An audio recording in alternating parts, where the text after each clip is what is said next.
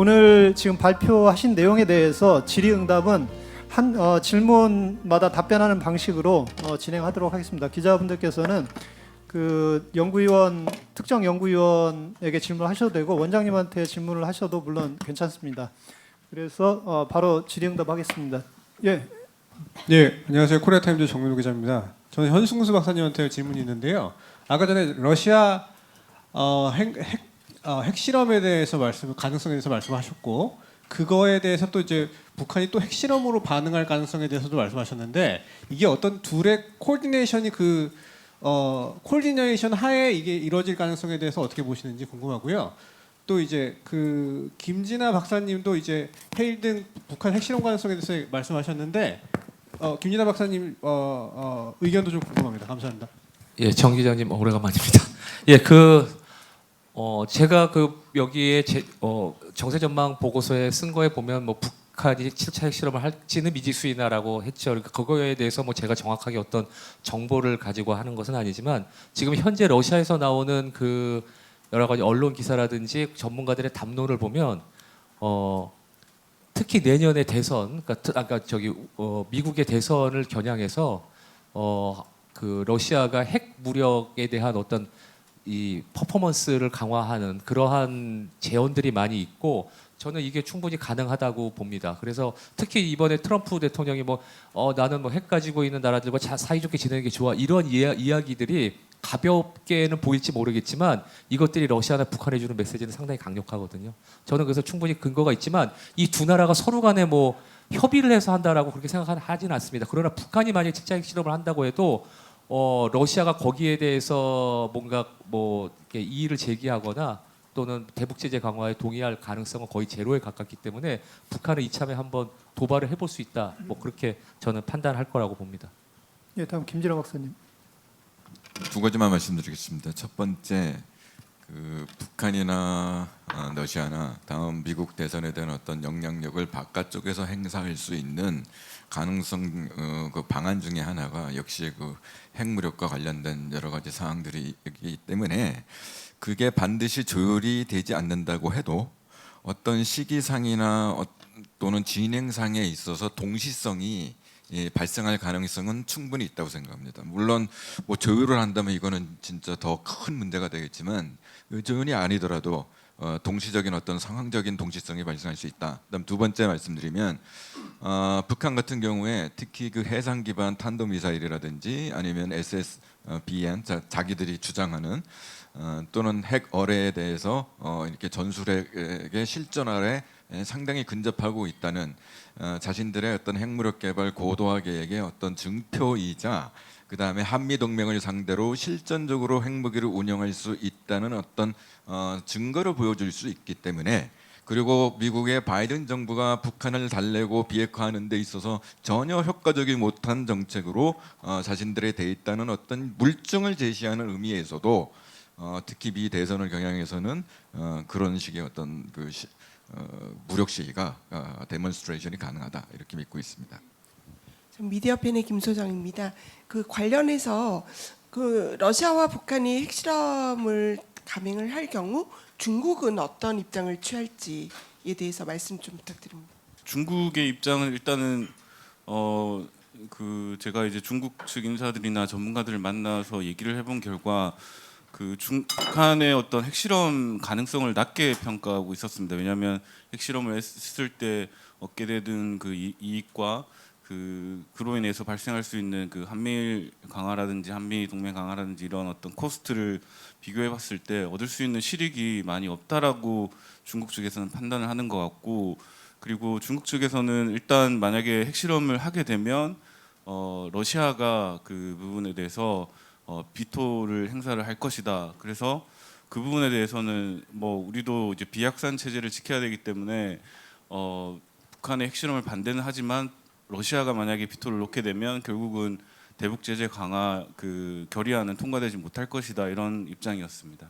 국민일보 박준상 기자입니다. 조한범 박사님한테 질문 드릴게요. 마지막에 해주셨던 말 중에 우리 정부의 인도주의 무한 책임을 내용으로 하는 가칭 한반도 선언을 말씀해 주셨는데 선언이라 하면 누가 어떻게 선언이니까 대통령이 하실 수도 있겠고 또는 통일부 장관이 담화 형식으로 낼 수도 있을 것 같은데 누가 어떻게 하는 게 맞다고 보시는지 궁금하고 그리고 그 안에는 어떤 방식의 내용이 담겨야 하는지 구체적으로 설명 부탁드리고요.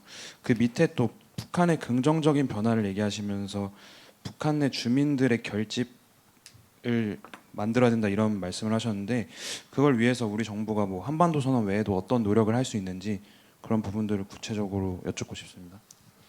지금 이제 남북 관계 교착은 뭐 국내적으로나 글로벌 정세로 보기 불가피하고요. 그러나 이제 여기에 병행해서 북한 주민들이 인도적 위기가 우리가 알고 있는 것보다 훨씬 더 심각하거든요. 그렇기 때문에 우리가 인도적 지원을 한다고 해서 북한이 받지는 않겠죠. 그러나 어느 경우든 우리 정부가 헌법상 대한민국의 유일한 합법 정부로 돼 있다면 북한 주민에 대한 인도적인 위기에 대한 우리 정부의 역할, 좀 심하게 말하면 책임이 있는 거거든요. 그러니까 이걸 명시적으로 선언하는, 그러니까 대통령이 하는 게 가장 바람직하죠. 3.1절이나 아니면은 8.15나 가장 상징적인 계기에 우리 정부의 인도주의 무한 책임, 물론 전제는 있죠. 비핵화나 투명성 이런 것들이 있지만 어찌 됐건 북한 주민에 대한 우리 정부 의지를 확실히 표현하는 건 중요하다라는 거고요. 여기에 대해서는 인도주의 무한 책임론, 그러니까 동서독 간에도 사실 인도주의적 지원에는 엄밀히 말하면 조건이 없습니다. 그 인도주의 위기의 원인을 해소하는 게 그게 조건인 거지 여기도 다른 조건이 필요 없거든요. 좀 더 파격적으로 할 필요가 있다. 이미 채찍 경쟁이 끝났고 우리 정부가 도덕적 우위에 있는데 좀 더 파격적인 이 제안이나 선언은 충분히 할 수 있는 거다 이렇게 볼 수 있고요. 그리고 북한 내부의 변화, 소련의 경우에는 결국 세계에서 가장 많은 핵탄두를 가지고 붕괴했거든요. 북한 주민들에게도 본인들에게 닥친 원인과 어려움, 이 원인이 북한의 핵 개발이라고 하는 것을 인지하게 해줘야 되는 거고, 지금 뭐 여러 가지를 저 영화가를 뭐 떠들고 있는 그런 뭐 시류에 있는 영화도 있지만, 이 한국 민주화 과정에서 외부 세계에서 이 민주주의 진영에서 우리에게 전달해줬던 외부의 정보, 객관적인 진실이 한국 민주화 과정에서 아주 중요했거든요. 우리 젊은 시절에 다 경험했거든요. 그럼 북한도 역시 북한 내부의 변화를 위해서는 객관적인 정보의 전달이 필요합니다. 그러나 엄연히 북한은 국제법적으로 유엔에 가입돼 있기 때문에 또 국가가 할 수 있는 부분이 있고 민간이 할 수 있는 일이 있거든요. 그러니까 이런 부분들을 적절히 조화할 필요가 있다. 그러나 북한의 변화 없이는 비핵화도 통일도 어렵다.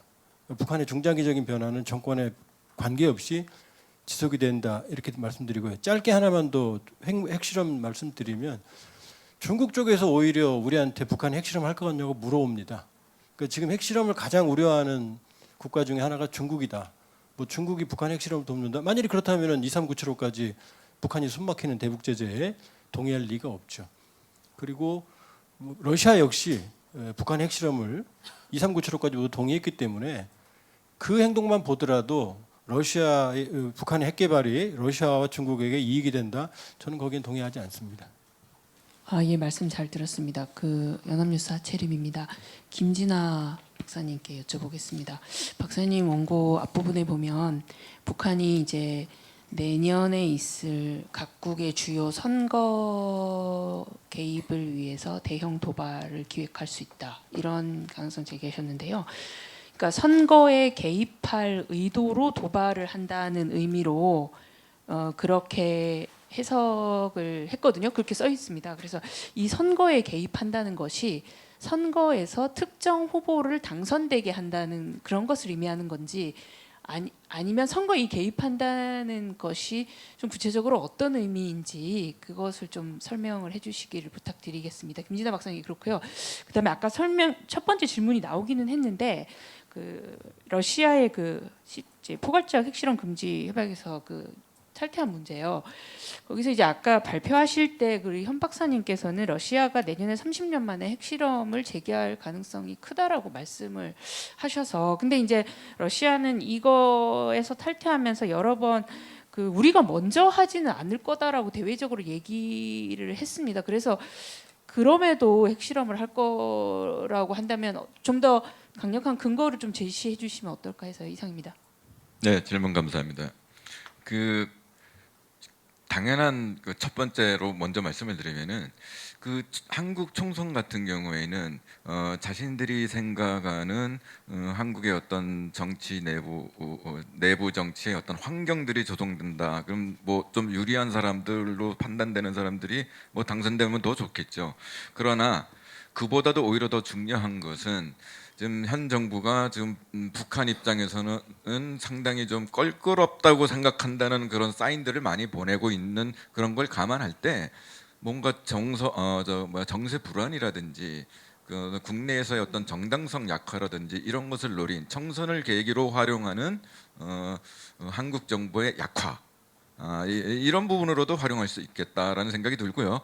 그런데 미국 대선에서만큼은 좀 그 목표성이 뚜렷하지 않을까 하는 생각이 듭니다. 예컨대 중국이나 러시아까지 포함해서도 그게 물론 정부 대변인이 뭐 얘기하거나 이런 건 아니지만 언론 매체나 또는 뭐 여러 가지 뭐 think 뭐 이런 속에서 나오는 얘기들이 특정 모 후보 저는 그걸 리스크라고 생각하지만은 저는 그 트럼프 리스크라고 생각을 합니다. 근데 어쨌든 이런 후보에 대한 기대감이나 그분이 펼쳐나가게 만약 당선이 된다면 이런 정책적인 전환에 대해서 굉장한 기대를 북한까지 포함해서 이렇게 나타내는 경향이 있으므로 미국 대선에서만큼은 좀 더 표적성이 더 크지 않을까 하는 그런 상상은 해봅니다. 네, 감사합니다. 예, 러시아의 핵실험 가능성에 대한 말씀이신데요. 저는 러시아에서 지금 현재 푸틴 대통령도 그렇고 라브로프 외상 그다음에 쇼이구 국방장관이 이야기하는 것은 우리 국제법 준수 잘하고 우리가 먼저 도발하지 않고 또는 뭐 이러한 얘기를 많이 한단 말이죠. 그러나 전혀 그것이 현실에 반영되지 않고 있어요. 저는 그런 어떤 러시아의 최고 정책 결정자들의 입에서 나오는 발언을 고지고대로 저희가 해석을 해서 러시아는 먼저 핵실험하지 않겠구나 뭐 이런 식의 판단을 한다면 큰 오판일 거라고 생각을 하고요. 그것 자체가 인지적 심리전적 이 요소로 작용한다라고 보고요. 그 다음에 또 하나는 내년에 러시아가 대선을 치르고 푸틴 대통령이 압승을 할 것입니다. 그러나 그렇다고 해서 러시아가 전략적으로 우크라이나 전쟁에서 유리한 위치에 있다라고 하지만 러시아가 모든 것을 다 가진 건 아니기 때문에 러시아는 내년에 뭔가 대내외적으로 러시아가 정말 세계에서 범접할 수 없는 강국이다라는 걸 보여주기 위한 퍼포먼스가 필요할 거예요. 푸틴은. 그렇기 때문에 대내외적 선전 과시용으로도 한번 핵을 사용할 거라고 저는 봅니다. 그리고 그것이 만약에 핵실험이 아니라고 한다면 예를 들어 우크라이나 전쟁에서 전술핵 정도의 어떤 가벼운 퍼포먼스를 보여줌으로 인해서 러시아가 군사적으로 미국과 다른 국가들을 압도하고 있다는 걸 보여주기 위한 그러한 모습을 보여줄 거라고 보기 때문에 저는 충분히 가능성이 있다라고 봅니다. 저기 한승수 박사님께 한 가지 더 여쭤보고 싶은데요. 그 푸틴이 방북한다면 언제쯤이 될지 예상 좀. 제가 꼭 씹을까요? 그냥 저는 일단 내년에 3월에 일단 대선이 있기 때문에 그 대선과 트럼프 대통령의 이 미국의 대선이 있는 그 사이가 될 가능성이 있고 저는 사실은 푸틴 대통령이 2000년에 정말 무명의 푸틴이라고 하는 사람이 대통령이 됐을 때 가장 먼저 북한을 먼저 방문했다라고 하는 전략적 함의를 상당히 중요하게 생각하거든요. 저는 그것이 이번에 임기 5년 차를 그러니까 5번째 임기를 맞는 푸틴의 어떤 상징적인 러시아가 돌아왔다. 그리고 우리가 잃어버렸던 전략적 자산 회수한다라고 하는 것을 보여주기 위해서라도 아마 이 적어도 트럼프 대통령이 당선되기 전 트럼프 대통령이 당선된다고 제가 확신하는 건 아닙니다만 미국 대선이 있기 전에 먼저 보여줄 거라고 봅니다. 예. 예. 안녕하세요. 저 이규창 박사님한테 질문이 있는데요.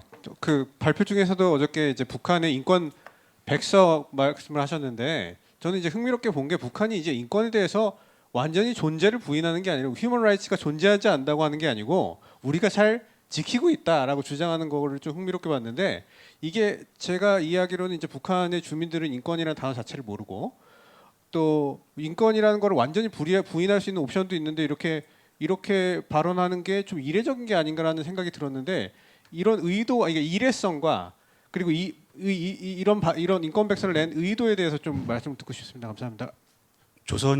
조선인권연구협회에서 이제 북한 인권 백서를 이제 발표를 했는데 저는 이례적이라고 보진 않습니다. 그 전에도 남조선 인권 대책 협회라는 데에서 남조선 인권 백서 이런 걸 발표를 했었거든요. 근데 연례적으로 하지는 않았고 우리 남한에서 무슨 인권 문제가 생겼을 때마다 간헐적으로 했었던 적도 있었고요.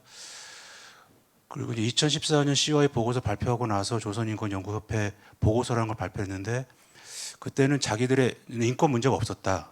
그걸 이제 수사적으로 방어를 했었는데 지금 어제 발표했던 인권 백서는 그거와 좀 성격이 다르죠.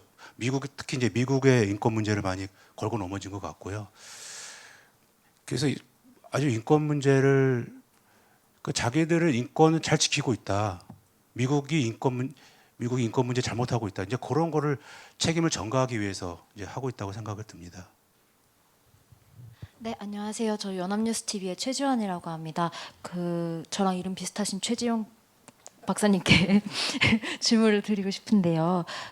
최근에 이제 러시아로 북한이 노동자 이제 파견한다는 정황 포착했다고 어제 국정원이 좀 정황 주시하고 있다라고 얘기가 나오기도 했고 또 연해주 주지사 방북해서 구체적인 얘기가 오고 가고 있는 뭔가 정황들이 보이기도 하는데요. 근데 말씀하신 것처럼 뭔가 북한 경제가 약간 위태위태하게 계속 버티고 있는 상황인 거잖아요. 그렇다면 사실 러시아와 북한 간의 협력이 굉장히 강화되고 밀착이 좀 이렇게 여러 분야에서 가속화되는 지점에서 이런 노동자들을 해외에 대거 파견함으로써 약간 뭐랄까 그래도 조금 숨쉴 구멍을 계속 만들어 놓으려는 시도들이 있지 않나라고 생각을 하거든요. 그렇게 되면 이런 해외 노동자 파견들이 북한 경제에 얼마나 도움이 될지 좀 궁금해가지고요.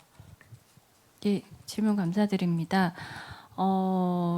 말씀하신 대로 최근에 러시아와의 경제 협력을 확대하려는 움직임이 좀 관찰되고 있고 유엔 안보리 대북제재위원회 전문가 패널 보고서에서도 여러 가지 제재 회피를 중러가 좀 묵인하거나 협조하는 듯한 정황은 많이 포착이 되어 왔습니다.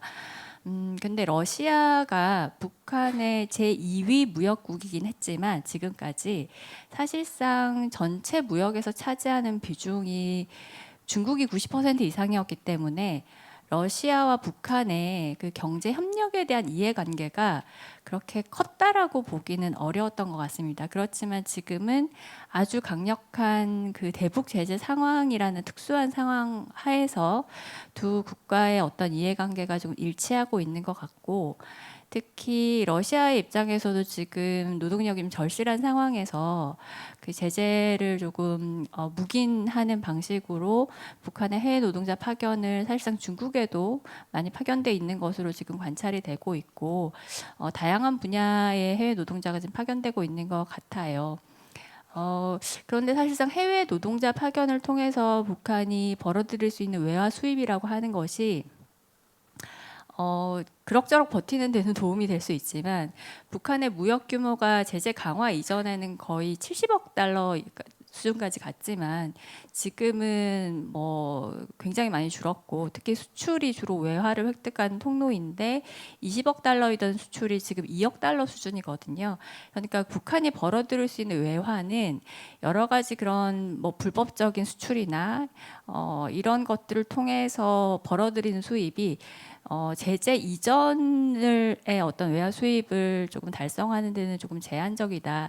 그런 측면에서 제재 회피만으로 북한 경제가 빈곤을 탈출하고 경제 성장을 하는 것에는 조금 한계가 있다. 이렇게 조금 봐야 될 것 같습니다. 네, SPN 박세림입니다. 홍민 박사님께 여쭤보고 싶은데요. 군사정찰 위성 내년에도 발사할 것이라고 전망을 했는데 이제 언제쯤으로 보고 계신지 궁금하고 또 지금 발사한 위성의 수준이 어느 정도로 보고 있고 또 추가 만약에 발사할 경우에 더 러시아와의 기술 협력으로 인해 더 발전을 시킬 가능성이 있는지 또 군사정찰 위성을 발사함으로써 앞으로 북한 도발 양상이 어떻게 변화할 것으로 보시는지 궁금합니다. 네, 시기를 굳이 딱 예측하기 좀 쉽지 않은데 그럼에도 불구하고 이제 북한이 정찰 위성과 관련해서는 1년에 약간 일정의 패턴이 좀 있습니다, 기존에. 그러니까 특히 한국이 정찰 위성을 발사하는 또는 정찰위성 이외의 다른 위성을 발사하는 부분에도 상당히 일정을 신경을 썼다라는 거죠. 이게 일종의 남북 간의 일종의 경쟁 구도를 상당히 염두에 두고 있다라는 게 2022년, 2023년에 계속 발견된 패턴이라서 물론 이제 그게 계속 유효하게 유지될지 여부는 좀 봐야겠지만 한국이 지금 2호기 발사가 4월에 예정돼 있기 때문에 아마 4월 전 내지는 최소한 그 직후에 1호기보다는 좀 더 업그레이드되거나 좀 더 안정성 확보한 정찰 위성을 쏘려는 노력을 할 것이다라고 보여지고요. 아마 그 4월 전후로 뭐 쏜다라면 그 쏜 이후에 하반기에도 아마 추가적인 발사 가능성은 충분히 있다고 봅니다. 그러니까 3호기 발사가 가능성이 있다고 보는 거죠. 그리고 1호기 때 러시아의 협력이 어느 정도 들어갔을지 모르지만 사실 300kg 정도의 위성체에 갑자기 설계 변경을 해서 80몇 일 만에 새롭게 설계 변경된 걸 올리기는 매우 어렵습니다. 그러니까 그 말은 뭐냐면 300kg 내에 뭐 러시아의 장비라든가 뭐 이런 부분들이 다시 설계돼서 다시 들어간다라는 것은 무게에 영향을 주기 때문에 실질적으로 쉽지 않다. 그래서 아마 발사체와 발사의 궤도에 안착하기 위한 안정성 차원에서 이쪽에 기술자분들이 상당히 있었을 가능성은 있다라고 보여지고요. 다만 이제 2호기 때는 조금 얘기가 달라질 수 있다고 봅니다. 이때는 자문뿐만 아니라 부품 지원이라든가 뭐 실험 공간을 제공한다든가 또는 대리 실험을 한다든가 뭐 이런 가능성들도 충분히 있기 때문에 아마 1호기보다는 좀 더 안정성 또는 뭐 광학 능력이라든가 이런 부분을 증명하려는 부분들에 아마 집중할 가능성이 높다. 특히 이제 한국에서 계속 이제 해상도 문제나 여러 가지 정찰 위성의 능력 자체를 계속 의심하는 게 나오는데요. 사실 이제 군사 기밀이기 때문에 이 찍은 자체를 공개하는 것은 사실 어렵죠. 그리고 북한도 그것을 노출하려고 하지 않을 가능성이 높고요. 그렇기 때문에 이것을 명확하게 우리가 능력을 파악하기 쉽지 않은데 이후에 아마 발사할 때의 그 전체적인 준비 과정, 외관 그리고 북러 간의 접촉 뭐 빈도 또 접촉 뭐 이런 부분들을 어느 정도 파악한다면은 그 북러의 기술 협력 수준을 어느 정도 이제 가늠해 볼 수 있지 않을까라는 생각이 듭니다. 네. 네, 안녕하세요. RFA의 이정은 기자라고 합니다. 북한의 국경 개방 관련해 가지고요. 북한이 지난 8월 해외 체류 주민들의 귀국을 승인한 것을 놓고 국경을 개방했다고 보고 있는데 그렇다고 해서 아예 예전 수준으로 돌아간 건 아닌 것으로 보입니다. 그 이유는 무엇이라고 생각을 하시는지 또 이 외국인 관광을 내년에 재개할 가능성이 있다고 보시는지 또 유럽 등 외국 대사관에서 북한에 돌아갈 의사를 표시한 것으로 알고 있는데 아직 들여보내지 않고 있는데요. 외국 대사관과 유엔 기구 등 들여보내지 않고 있는데 이게 내년도 동일하게 지속될 것인지 또 마지막으로 북한이 해외 동향 관련해 가지고 대사관을 철수하고 있는 움직임은 몇몇 포착이 됐는데 북한이 신설도 하겠다고 말한 거를 고려했을 때 어디에 신설할 가능성이 있다고 보시는지 제가 박사님 분들을 특정하지 않고 한번 여쭤보겠습니다. 8월에 국경 개방한 거는 완전한 전면적인 국경 개방은 아닌 것 같고요. 제한적으로 외국에 있는 주재원이나 또는 유학생들 이런 일부의 귀국을 허용한 것이고요. 그 이후에 이렇게 좀 국경 개방을 지금 확대하고 있는 것 같습니다. 그래서 지금 현재는 외국 대사나 국제기구 사람들의 아직 북한에 가는 걸 허용을 하지 않고 있는데 내년도 2, 3월 지나면은 조금씩 들어갈 것 같다는 생각이 좀 들고요. 네, 뭐 그 정도면 될 것 같습니다. 최정 박사님 보완을 좀. 예, 국경 개방과 무역 관련해서 말씀드리면 뭐 그 자료집에 있다시피 그 2023년 올해 같은 경우는 무역이 전년 대비해서 많이 재개가 되긴 했지만 2019년 수준으로 아직 회복은 되지 못한 것 같습니다. 이런 추세가 유지된다면 내년 같은 경우는 어느 정도 2019년까지 회복된 지속될 수도 있을 것이지만 문제는 이제 북한이 얼마만큼의 외화를 지금 보유하고 있느냐거든요. 수출은 사실상 지금 분석하는 게 의미 없을 정도로 줄었고 북한의 수입만이 조금 이제 증가하고 있는 상황인데 수입을 어느 정도 유지하기 위해서 북한이 다양한 외화 획득 경로를 마련하고 있는 것으로 보입니다. 그래서 제재 우회나 위반뿐만 아니라 그 말씀하신 관광 협력 같은 경우도 북한이 국경 봉쇄 이전에 코로나19 팬데믹 이전에 주요한 외화 획득 경로로 모색했던 것들이기도 하고요. 그래서 2018년과 2019년에 그 이전에는 특히 북한을 방문하는 그 관광객, 중국 관광객 숫자가 한 5만여 명 내외이다가 18년, 19년에는 20만 명, 30만 명까지 증가했던 바도 있습니다. 물론 그 단기간에 그 이전 수준으로 관광객 숫자가 회복되기는 쉽지는 않을 것으로 보입니다. 사실상 지금 북한이 그런 관광 시설들을 재건하거나 건설하는 데 있어서 조금 역량이 부족할 것으로 보이기 때문에 단기간에 급증할 것으로 전망되진 않지만 북한 당국이 정책적으로 외화를 획득할 수 있는 제재에 저촉되지 않은 방법으로서 관광 협력을 모색할 가능성은 크다고 봅니다. 저도 노동자 말씀 잠깐 드리면 지금 8월 말 대규모 들어간 뒤로는 단둥에서 그런 흐름이 안 보이거든요. 가장 최근 지금 탈북자 단체 쪽에서 나오는 얘기는 30살 이상의 여성들은 모두 귀국시키라는 얘기가 전원입니다. 왜냐하면 이제 결혼 정년기가 지났거든요. 그래서 일부 탈북민들은 이번 어머니 대회도 어머니들의 불만과 연계시키는 분석도 있습니다. 왜냐하면 짧게는 3년 반, 길게는 거의 7년 동안 못 들어갔거든요. 그래서 이로 인했던 불만이 매우 심각했다. 그럼 왜 대규모로 안 들여보내느냐? 결국 대규모로 들어가면 대규모로 나와야 되는데 그럼 노동 비자를 내줘야 되는데 이게 불법이거든요. 그렇다고 학생 비자나 지금 관광 비자를 계속 보낼 수도 없고 그 당국의 딜레마는 지금 대규모로 들어오면 그만큼 내보낸다는 입장인데 이게 러시아하고는 협력이 잘 되는데 가장 많이 있는 중국하고는 협력이 잘 안 된다라는 그런 첩보입니다. 첩보. 그렇기 때문에 대규모로 안 들어가는 원인 중에 하나가 그 부분인 것 같다. 북한으로서는. 왜냐하면 아까 최지영 박사께서 말씀하셨지만 북한의 달러를 확보하는 수단이 지금 전무하거든요. 해킹 말고는. 그다음에 노동자 말고는. 따라서 이 부분이 좀. 그리고 해외에서 제3국이나 국제단체들이 북쪽에서 곧 들어올 수 있다. 내년 봄 정도면 들어올 수 있다. 준비해달라. 이런 얘기들을 관계에 있는 단체들에서 들었습니다. 그러나 이 얘기들은 계속해서 반복되었던 얘기니까 실제로 전면적으로 할지는 좀 두고 봐야 될 것 같고요. 대사관 같은 경우에는 북한이 53개 대사관 공간 운영했는데 현재 확인된 게 7개입니다. 폐쇄가. 그다음에 그 전 쿠웨이트 대리대사였던 유현우 대리대사 말에 의하면 자기가 한국으로 오기 전에 이미 2019년에 이미 대사관 폐쇄는 결정됐다.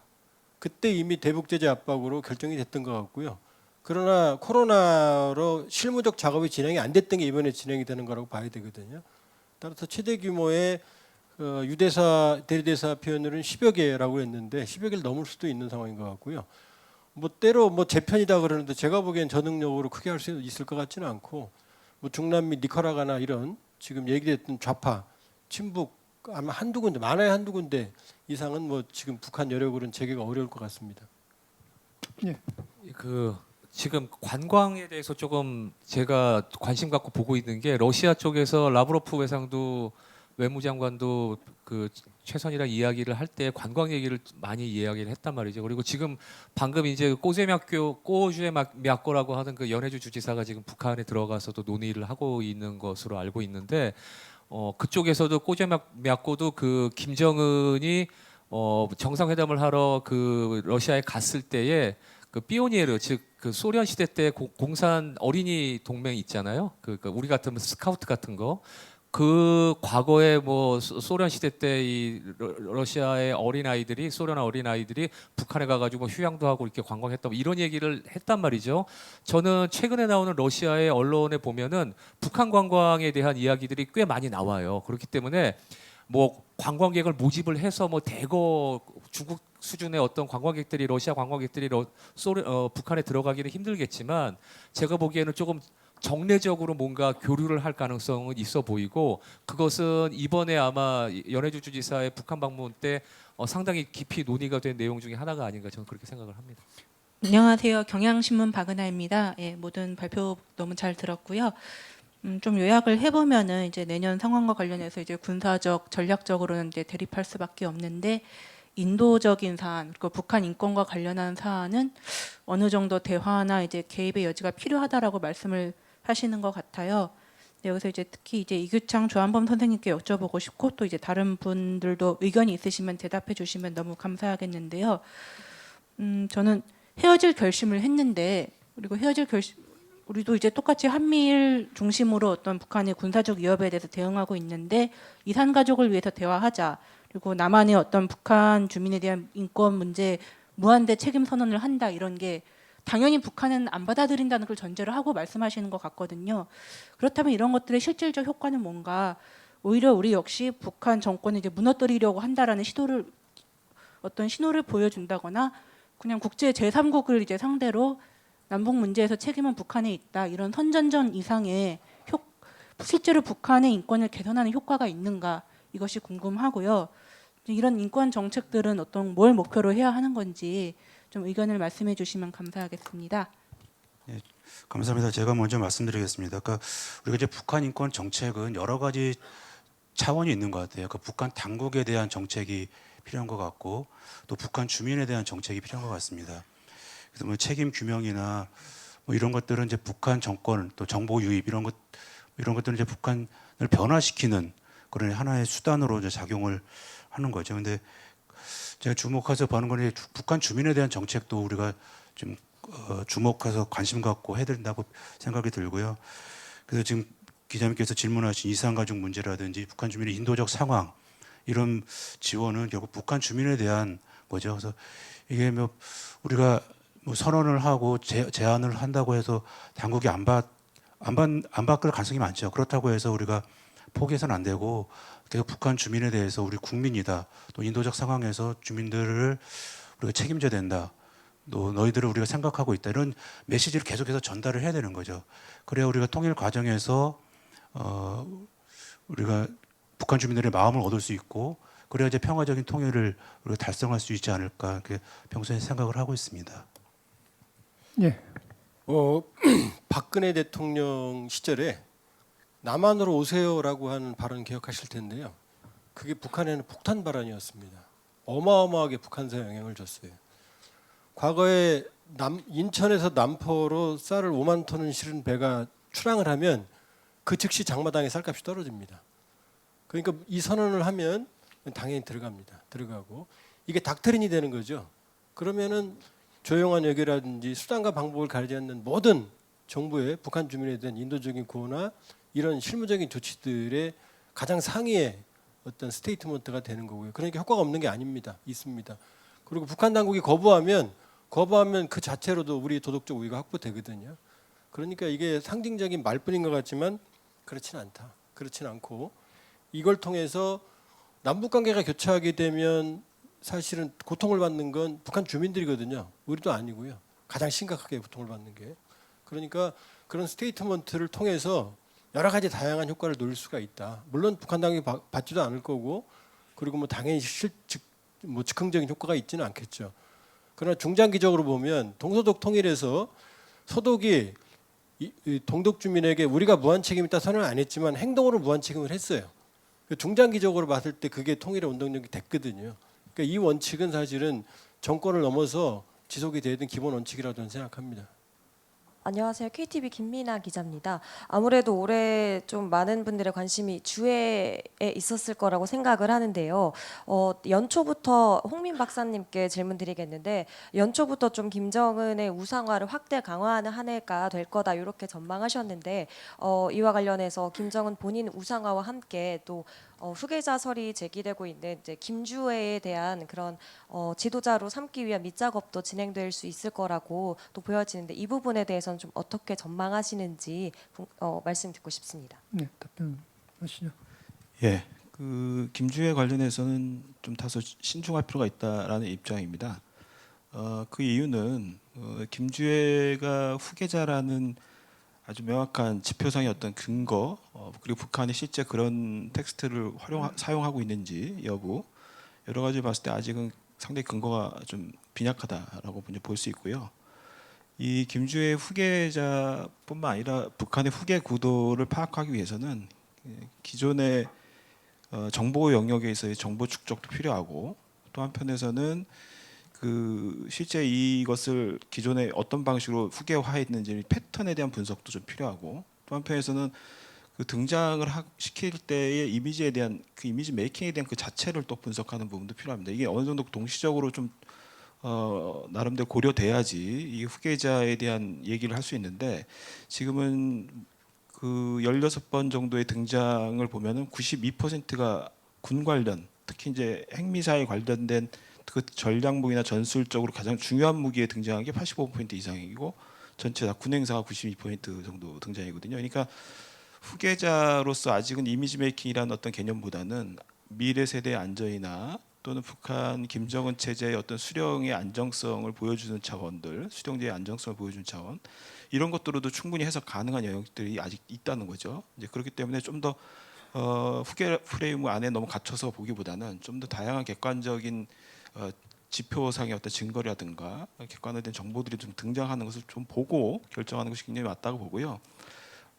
그리고 기본적으로 첫째가 지금 있는지에 대한 존재 여부도 정보상으로 확인돼야 되고 또 셋째도 역시 지금 출산에 된 것으로 어느 정도 정보가 확인되고 있기 때문에 셋째도 만약에 지금 그 여러 정보에서 얘기하는 방식으로 본다면 6살에서 7살이 돼 있을 가능성이 높거든요. 그렇게 본다면은 후계 구도에 충분히 대상이 될 수도 있고 우리가 알고 있는 이 3명 이외에도 또 다른 자식이 있을 가능성도 있습니다. 그렇기 때문에 후계 구도 자체를 너무 주의 등장 자체로만 너무 그 시각화시킬 필요는 없다라는 생각이 들고 또 하나는 이게 어떤 상황에서 등장했는지를 좀 봐야 돼요. 첫 번째 김주혜가 등장했을 당시의 상황들을 좀 봐야 되는데 그 당시 그 행사에서 이 어떤 소녀애가 등장한 것을 가지고 이게 김주혜라는 그 외신 보도가 나가면서 한 달 이후에 북한이 김주혜를 등장시켰거든요. 그리고 나서 김주혜 한번 등장 이후에 너무 많은 관심과 집중을 받다 보니까 이게 실제 대남 신미전적인 차원을 상당히 활용할 가능성도 있습니다. 그러니까 어떻든 북한의 본질은 핵미사일 고도화가 문제의 본질인데 그것을 상당 부분 희석시키는 용도로 좀 이게 활용될 가능성도 있고 이게 대남 심리전적인 요소도 갖고 있는 부분이 있습니다. 그렇기 때문에 우리 지나치게 여기에 너무 과도하게 후계 프레임에 과도하게 집중하기보다는 좀 더 신중한 정보 판단과 보도가 좀 필요하지 않나라는 생각이 듭니다. 자, 통일뉴스 이승현 기자고요. 저 원장님이 가만히 계셔서 원장님께 좀 질문을 좀 드리겠습니다. 이게 저 오늘 그 세미나 주제도 2024 한반도 정세 전망이고 이 같이 연구를 그 하신 것 같은데요. 그 아까 저 조한범 박사님이 북은 이미 헤어질 결심을 한 것 같다고 말씀하셨는데 저도 역시 그렇게 생각하거든요. 이제 그 우리는 그러면 그런 헤어질 결심을 할 때 우리도 헤어질 결심을 해야 되는지 다시 만나야 될 결심을 할 건지 이게 저는 궁금한데 그 아까 저 발표 중에는 그 내년도에 한미일 협력은 강화하고 그리고 북중러 협력은 약화시키는 국면으로 이행하도록 내년도 외부 여건을 좀 만드는 것이 중요하다. 그런 방향에서 노력을 해야 된다라고 말씀을 하셨는데 구체적으로 잘 와닿질 않습니다. 그 대화에 매몰돼서는 안 된다는 말씀도 하셨고요. 그 3D 정책의 뭐 억제, 단념과 관련한 구체적인 정책 내용이나 좀 구체적인 내용을 좀 설명을 해주셨으면 좋겠습니다. 예, 그 답변을 드리기 전에 먼저 그 후계 문제 관련해서 제가 문제로 삼고 있는 부분을 뭐 홍민 박사도 얘기를 했지만은 좀 말씀드리겠습니다. 뭐 북한은 기본적으로 세습 체제로 지금 굳어 있죠. 그래서 혈족 세습이 될 것으로, 그러니까 세습이 된다면은 혈족 세습이 될 것 같은데 누가 세습할지는 아직 불확실하지 않습니까? 그래서 그건 뭐 관찰이 필요한 사항이라고 생각을 하고 있고 다만 제가 그 문제로 삼는 점은 실제로 세습이 됐더라도 상식적으로 보면 30년 후에 이루어질 일이지 않습니까? 그런데 우리 사회가 30년 후에 북한 상황을 끌어다가 지금 와서 논란을 벌이고 뭐 예측을 하고 그런 것이 불필요하고도 낭비적이다 이런 생각이 듭니다. 또 한 가지는 그 느닷없이 어린 소녀를 그렇게 후계처럼 보이도록 우리가 이제 논란을 벌이는 사이에 그 본질적인 문제들을 우리가 놓치고 있다. 우선 북한의 핵무장의 그 문제, 또한 북한의 민생 피폐 문제, 이게 싹 가려지는 그런 문제가 있기 때문에 뭐 제가 이렇게 얘기한다고 해서 될지 모르겠는데 우리 언론계나 지식사회가 지금 북한의 후계 문제를 가지고 너무 지나치게 논의하는 것은 좀 우리 사회의 품격에 맞지 않는 거 아니냐라는 생각이 들었습니다. 다음에 이제 우리가 대북 정책 전반적인 방향에 대해서 지금 말씀을 하신 것 같은데 지금 윤석열 대통령 취임 후에 기본적으로 하고 있는 정책은 우리가 통일을 한다는 겁니다. 통일을 한다는 것이고 그 과정에서 반드시 필요한 게 비핵화라는 것이죠. 비핵화가 없이는 남북 간의 신뢰도, 협력도, 평화도, 통일도 불가능한 그런 상황이기 때문에 우선 비핵화가 필요하겠다.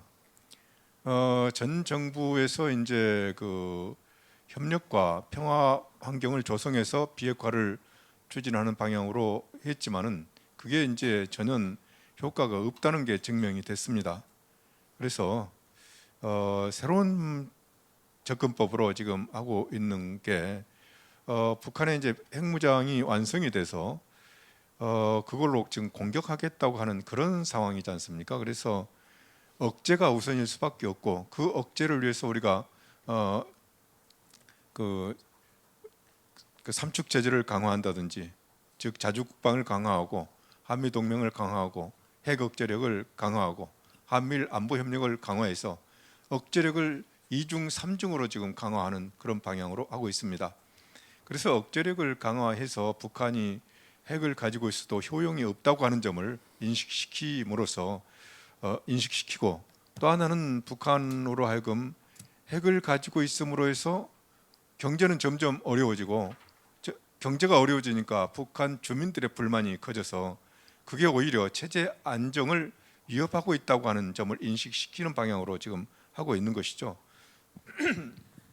그래서 지금 이걸 3D라고 하긴 하는데 어쨌든 이 종합적으로 그러니까 담대한 구상이라는 게 북한 비핵화를 위한 종합적인 이제 전략이라고 말씀을 하고 있습니다만 어쨌든 그렇게 종합적으로 해 나감으로써 우리가 북한으로 하여금 비핵화에 결단을 하고 그렇게 함으로써 다시 한번 남북 관계를 개선하고 발전시켜 나가는 그런 방향이 필요하겠다. 그것이 결국은 이제 우리가 통일로 가는 길이다라고 생각을 하는 것입니다. 지금 조한범 박사가 이제 헤어질 결심을 했다고 이렇게 극적으로 표현을 했는데 북한도 자기 나름대로 자기들 방식으로 통일하겠다고 하는 그런 입장은 버리지 않고 있다고 봅니다. 다만 지금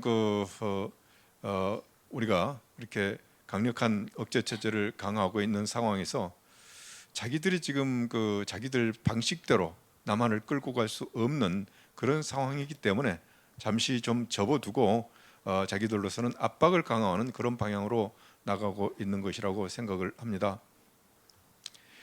결국은 우리가 지금 북한과 두 나라로 갈 수 없는 그런 입장입니다. 지금 우리가 그렇게 가서는 안 되는 것이죠. 저는 평소에 그런 얘기를 합니다. 우리는 세계 유일한 분단국이 돼 있지만은 국가의 규모와 국력이 2배로 커지고 국민들이 2배로 더 잘 살 수 있는 가능성을 가진 유일한 나라라고 생각을 합니다. 그 가능성을 우리가 계속 그 가능성을 향해서 계속 전진하는 것이 우리 지금의 대한민국과 앞으로 대한민국을 위해서 필요하다고 생각을 합니다. 대답이 뭐 적절히 됐는지 모르겠는데 추가적으로 우리 정성윤 박사가 좀 얘기를 하겠습니다. 내년에 정세가 여러 가지 요소가 있음에도 불구하고 한미일과 중로북 간의 그 신냉전적 질서의 구도가 큰 방향을 결정할 것이라고는 말씀드렸고 거기에 대해서는 큰 이견이 없으신 것 같습니다. 다만 질문하신 분의 질문 요지를 그대로 받아들이면 왜 정책의 방향이 A 국면으로 향하는 관성을 B 국면 쪽으로 틀어야만 되는지 그 자세한 이유가 궁금하신 것 같습니다. 세 가지 측면에서 말씀드리겠습니다. 첫 번째, A 국면으로 지금과 같은 정세가 계속되면 한반도의 긴장은 높아지고 대화와 타협의 공간은 그 가능성은 점점 낮아지기 때문입니다. 그래서 이 땅에 살고 있는 우리의 평화의 관리를 위해서라도 A 국면에서 벗어날 필요가 있겠다라는 생각입니다. 이유는 안보 딜레마가 강력히 작동하는 공간에서는 중재 세력의 활동이 상당히 미미할 가능성이 높습니다. 그래서 B 국면으로 전환해서 중국과 러시아가 북한을 설득해서 하루빨리 비핵화 국면으로 나올 수 있게끔 유도하는 것이 우리의 정책 방향에 옳다라는 게 제 생각입니다. 두 번째 이유는 A 국면으로 계속 가는 것이 북한에게는 이롭고 우리에게는 나쁘기 때문입니다. A 국면으로 지속적으로 간다는 것은 결국 신냉전 체제가 공고화된다는 것인데 북한이 신냉전적 체제의 공고화를 자국의 안정적인 핵 고도화 능력을 확보하는 그런 여건으로 활용할 가능성이 높습니다. 즉 계속 중국과 러시아가 안보리 제재 결의안을 비토하는 좋은 호기의 상황을 마련해서 계속 자신들이 미진했던 핵 능력을 고도화시킬 가능성이 높습니다. 이 환경을 저희가 차단할 필요가 있지 않겠습니까? 우리에게 불리한 이유는 다른 것이 아니라 신냉전적 구도로 계속 간다면 북한이 이 국면을 자신들의 궁극적인 목표인 핵 보유국 지위를 달성하는 데 외교적으로 활용할 가능성이 높기 때문입니다. 결국은 신냉전적 국면이 높아지고 안정적인 핵 고도화 기술을 확보하면 북한은 미국에게 증가된 핵 위협을 강조하면서 미국과 1대1 담판, 즉 군축론을 제기하면서 미국을 협상장으로 끌어들이려고 할 것입니다.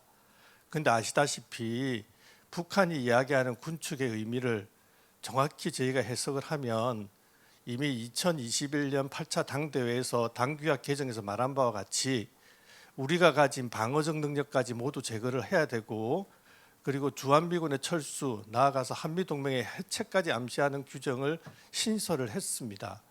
그렇기 때문에 군축론에 말려들면 그것은 우리가 배제된 북한과 미국의 1대1 구도에서 우리가 북한에 대해서 강점인 여러 가지 한미동맹체제라든가 우리의 자주국방 능력까지도 우리는 거래수단으로 내놔야 되는 그런 현상이 발생하기 때문에 우리에겐 절대적으로 불리합니다.